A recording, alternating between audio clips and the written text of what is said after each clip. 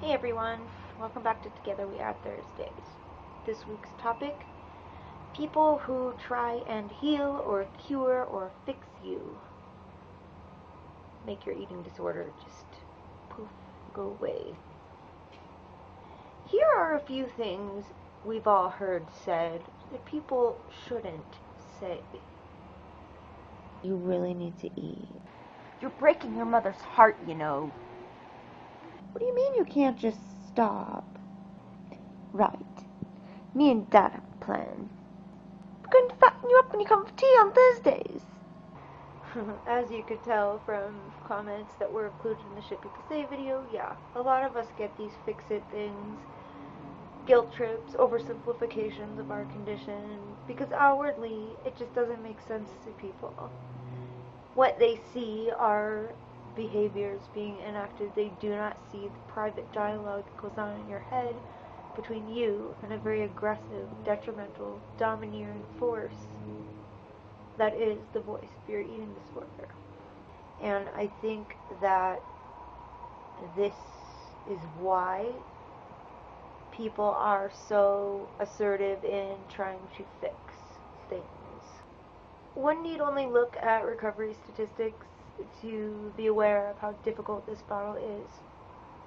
Personally, with my illnesses, I've run into a lot of this as well. It is common for people in our lives to be very attentive and very receptive and very supportive and bending over backwards to help for a time. But in chronic illnesses, eventually people get tired, discouraged, worn out, and either one, accept you on terms with you have a chronic progressive illness, or in the case of ED is a long-term illness, and accept you as you are, or get frustrated with you and give up on you. Really, advice for individuals dealing with a lot of fix-it pressure from loved ones.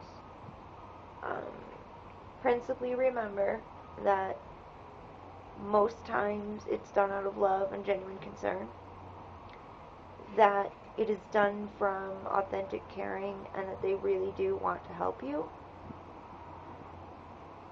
But also recognize the more vehement they become and the more aggressive, it is also a reflection of how uncomfortable they are dealing with seeing you suffer, seeing you get sicker, and being powerless to do anything about it. We see this with both mental and physical illnesses.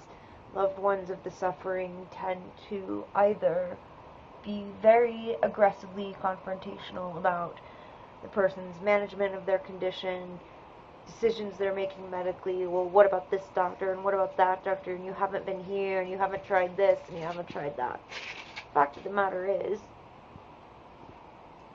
everybody's got an opinion, and everyone has an idea of how one should approach their illness. But one thing I've learned, being sick this many years, what's it now, 18 years? It's your disease.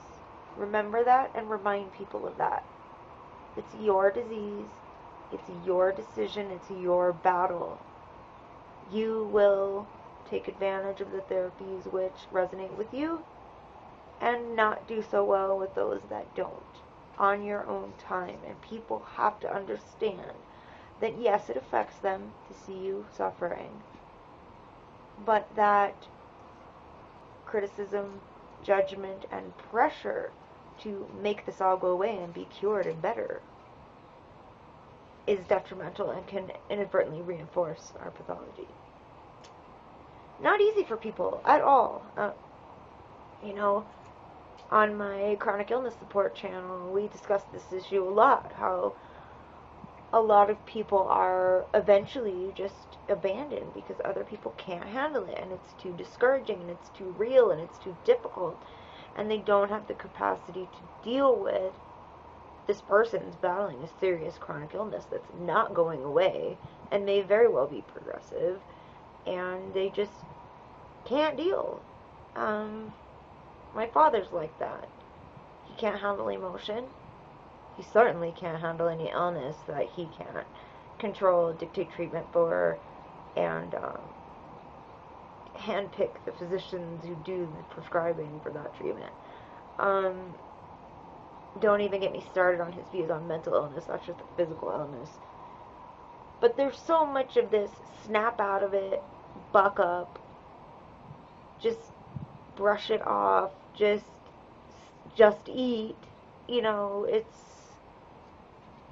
there's so much ignorance and stigma, and this whole misconception that it's a vanity thing is another thing. Just, oh, grow up, oh, get over yourself, and, you know, all of these things that people say out of frustration, they hurt. And they often reinforce what we're dealing with. Okay, so what can you do about it? There are some excellent resources online regarding what not to say to somebody who's in recovery from an eating disorder. There are a lot of awesome websites with resources that we can give to loved ones which dispel myths, educate, and gently guide those in our lives away from the pressure and toward authentic support. And the truth is, along this journey, you may very well lose friends, and unfortunately, you may become estranged from certain family members, and sometimes that's the best thing for healing. For me, my growing up, my abuse, everything I've dealt with, I needed to disengage from that toxicity. And it made a profound difference to be away from it. As scary as change is, you guys, it's possible. And if somebody is consistently stressing you out and making you sicker, while we are very prone to looking within for the cause and blaming ourselves, this kind of thing takes two. And it's not all you. If you have a parent or a friend who thinks you're the only one, write me a letter. I'll be happy to either write to them or call them for you. Not a problem. You know, introduce them to other people who are suffering, so that they know, you know, A, you're not the only one, and B, this is not just a piece of cake. There's great documentaries people can watch on these struggles that ED patients go through. I actually did a very lengthy series on this on my personal channel. I think what would be better is for me to link those videos for you guys. They're pretty long, but they're very extensive regarding statistics, facts, and resources for sufferers and their loved ones. So okay, that's it for that. So the question for this week is, what is your favorite perfume?